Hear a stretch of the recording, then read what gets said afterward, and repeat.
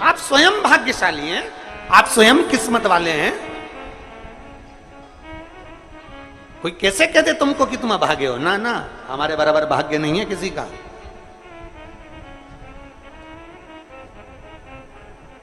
तुम्हारी ग्रह खराब है, तुम्हारे ग्रह खराब है। शंभेश्वर महादेव का नाम 7 कनेर के पुष्प, कितने? 7 कनेर मालूम है? ये रोड पर जो जाते हो डिवाइडर में पीला पीला फूल लंबा, जो कि पशु पक्षी कोई नहीं खाता, जहरीला फूल माना जाता है। कनेर के 7 फूल, एक बेलपत्र। जिस समय पर कनेर का फूल बेलपत्र के साथ चढ़ाया जाएगा तो 7 कनेर के पुष्प सीधी बेलपत्र पर आपको रखना। 2-3 प्रदोष कर कर देखना। अगर कोई आपसे कहे कि आपका भाग्य ठीक नहीं चल रहा, आपकी किस्मत ठीक नहीं चल रही, आपके ग्रह ठीक नहीं चल रहा है, आप भाग्यशाली नहीं हो, पहले तुम वहां से उठ जाओ। उसके बाद में देवाधिदेव महादेव के पास 7 कनेर के पुष्प एक बेलपत्र में रखकर नंदीश्वर के पास में बैठकर श्री शिवाय नमस्तुभ्यम बोलकर अशोक सुंदरी वाली जगह पर स्पर्श कराकर भगवान शंकर पर 7 फूल के साथ बेलपत्री की डंडी अशोक सुंदरी की साइड हो, ऐसा स्मरण करते हुए शिव को समर्पित कर दे। वही बेलपत्री 5 बार नमः शिवाय या पंचाक्षर मंत्र, षडाक्षर मंत्र या श्री शिवाय नमस्तुभ्यम बोलकर वही बेलपत्री 3 प्रदोष, 4 प्रदोष, 5 प्रदोष, 2 प्रदोष, जितने प्रदोष आप चढ़ा रहे हैं प्रदोष काल में, वो बेलपत्री लाकर अपने कक्ष में अपने पूजन वाले स्थान पर रखते जाओ। एक बेलपत्री एक प्रदोष पर लाओगे, अगला प्रदोष आएगा, कितना अंतर पड़ता है आपके भाग्य बदलने में, आपको खुद मालूम पड़ जाएगा कि आपकी किस्मत कैसे बदल गई। मेहनत आपको करना है, परिश्रम आपको करना है, लगन आपको लगाना है, और बेलपत्री और कनेर का पुष्प शिव को चढ़ा। चालू करो प्रदोष चढ़ाना। और जब प्रदोष चढ़ाओगे तो अगस्त के महीने की जो प्रदोष आएगी 17 अगस्त को, तब तुम सीहोर कावड़ भरने के लिए आओगे सरी, तब एक प्रदोष पे यहां पे भी चढ़ा ले, चढ़ाओ शंकर का भजन।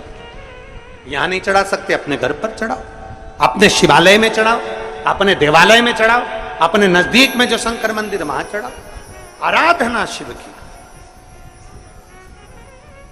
कोई कह दे तुमसे कि ये ठीक नहीं, प्रथम आप ये जो कनेर के फूल चढ़ाओगे ना, इसमें श्रंभेश्वर महादेव का भाव होना चाहिए। श्रंभेश्वर महादेव, फिर से एक बार बोलो, कौन से महादेव?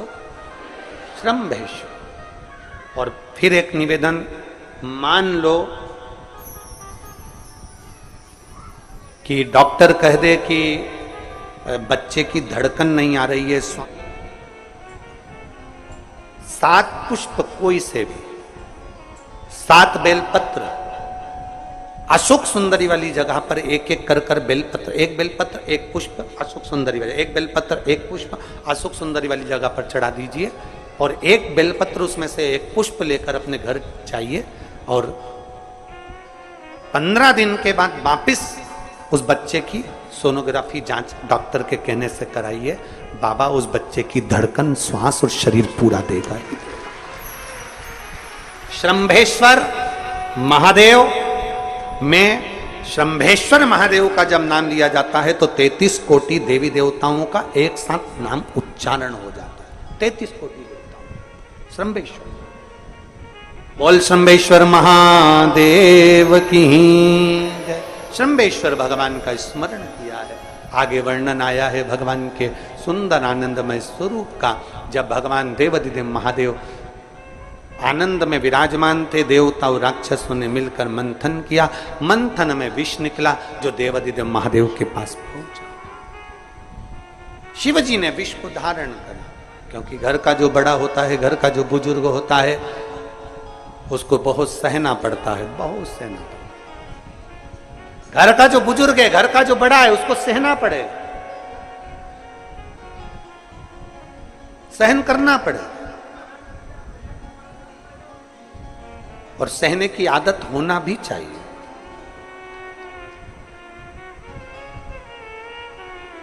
सहने की आदत होना भी चाहिए। सब जैसे तुम्हारे घर में बिजली है, अरे बोलो तो जम के, लाइट बिजली है। प्रत्येक घर में बिजली होती है, तो क्या प्रत्येक घर बिजली घर बन जाता है? जम के बोलो जरा। बिजली घर तो एक दो, कहीं कहीं बड़ा शहर है तो थोड़े ज्यादा हो सकते, छोटा शहर है, छोटा गांव है तो बिजली घर एक दो। प्रत्येक घर में बिजली होती है, पर सारे घर बिजली घर नहीं कहलाते, बिजली घर नहीं बन जाते। बिजली घर तो कोई सा घर होता है। उसी तरह ढेर सारे तुम्हें कथा करने वाले भी मिलेंगे, ढेर सारे तुम्हें ज्ञान देने वाले भी मिलेंगे, ढेर सारे तुम्हारे पास में, तुम्हें मोबाइल खोलोगे, टीवी खोलोगे तो ढेर सारे महाराज मिलेंगे, पर सब देवाधिदेव महादेव के भक्त नहीं मिल जाते। बड़ा कठिन होता, बहुत कठिन। प्रत्येक घर बिजली घर नहीं होता, उसी तरह घर में रहने वाला प्रत्येक व्यक्ति शंकर का भक्त नहीं होता। उस घर में रहने वाले 10 लोगों में, 15 लोगों में, 20 लोगों में, 25 लोगों में, 5 लोगों में, 10 लोगों में कोई 1-2 ऐसे होते हैं, कोई 1-8-2 ऐसे होते हैं जो शंकर की भक्ति में डूबे होते हैं, शिव के स्मरण में डूबे होते हैं। घर वालों को मन लगता है, घर वालों को लगता है कि काम पर काम हो रहे हैं, अच्छे अच्छे काम हो रहे हैं, खूब अच्छे काम हो रहे हैं, पूरे खानदान में अच्छे अच्छे काम हो रहे हैं। कई लोग कहते हैं इसकी कृपा हो गई, उसकी कृपा हो गई ना। जो रोज तुम्हारे घर में से कोई एक व्यक्ति शंकर को जल चढ़ाने जा रहा है, ये उसकी कृपा है जो तेरे घर में आज सब कुछ आनंद होता चले जा रहा है, ये उसकी कृपा है। अंत बिंदु मेरा शिव है। चंचुला देवी हाथ जोड़कर कहती है, प्रभु कृपा करें। भगवान शिव विष पीकर नीलकंठधारी बन जाते हैं। अमृत पीने वाले देव कहलाए और विष पीने वाला देवाधिदेव महादेव कहलाए। महादेव। थोड़ा दुख आए तो चिंता न करना, बाबा कुछ अच्छा करने वाला होगा। थोड़ा कष्ट आए तो चिंता मत करना, बाबा कुछ अच्छा करने वाला होगा। जल्दी से काम नहीं निपटे, बहुत मेहनत करना पड़ रही है। हम 3 बार 4 बार कुबेरेश्वर धाम आ गए, 5 बार आ गए, बाबा कब सुनेगा? चिंता मत करना, फाइल थोड़ी मोटी है, थोड़ा समय लगाएगा, करेगा। किसी को खाली नहीं भेजता तो तुम्हें कैसे भेज दे? किसी को नहीं भेजा उसने खाली। ये इतने एक बहन ने तो पूरी डॉक्टरों की 1 2 3 4 5 6 7 फाइल लगाई, 7 डॉक्टरों की, 7 डॉक्टरों की फाइल लगाई है। और सब डॉक्टरों ने कह दिया था कि तेरे घर संतान नहीं होगी, सुख नहीं। फिर भी शिव ने 1 साल नहीं, 2 साल नहीं, 3 साल नहीं, 4 साल नहीं, 5 साल बाद दिया। तो सब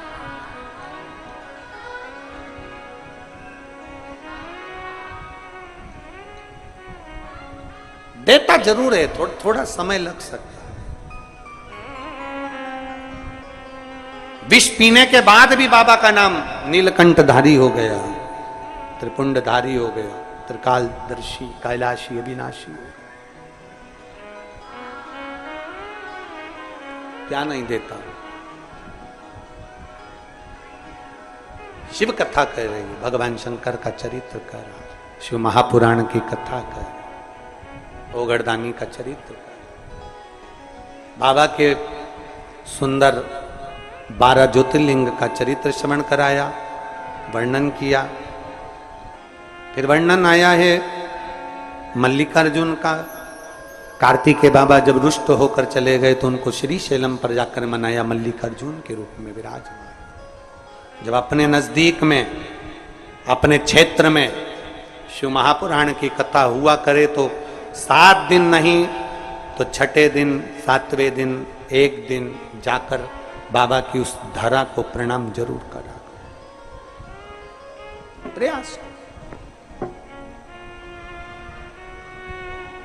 मल्लिकार्जुन के रूप में पूजाए। तीसरा महाकाल जी का वर्णन किया, दूषण नाम के राक्षस के संहार के लिए भगवान काल अधिपति महाकालेश्वर बन गए। फिर वर्णन आया है श्री ओमकारेश्वर जी का, विंध्य नामक पर्वत के तप करने पर भगवान ओमकार के रूप में विराजमान। अगला वर्णन आया है केदारनाथ नर नारायण के तप करने पर भगवान केदारेश्वर के रूप में विराजमान हुए। फिर वर्णन आया है श्री भीमाशंकर, कुंभकर्ण के बेटे भीम का संहार कर कर भगवान शिव भीमाशंकर बन जाते हैं। अगला वर्णन आया है काशी विश्वनाथ, मनु शत्रुपा के तप करने पर भगवान काशी में विराजमान हो जाते हैं विश्वनाथ बनकर।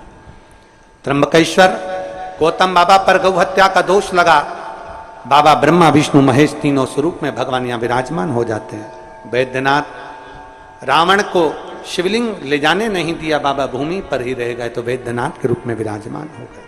अगला वर्णन है नागेश्वर, दारुक नाम के राक्षस का भगवान ने संहार किया, नागेश्वर के रूप में विराजमान हुए। रामेश्वरम, राम जी के कहने पर भगवान शिव रामेश्वरम के रूप में विराजमान हुए।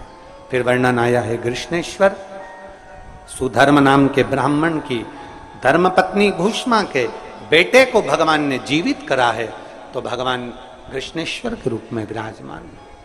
भगवान देवाधिदेव महादेव उत्तरकालदर्शी कैलाशी अविनाशी मेरे शिव 12 ज्योतिर्लिंग, ज्योतिर्लिंग का मतलब है जहां पर शंकर ज्योति के रूप में हमेशा विराजमान, हमेशा विराजमान।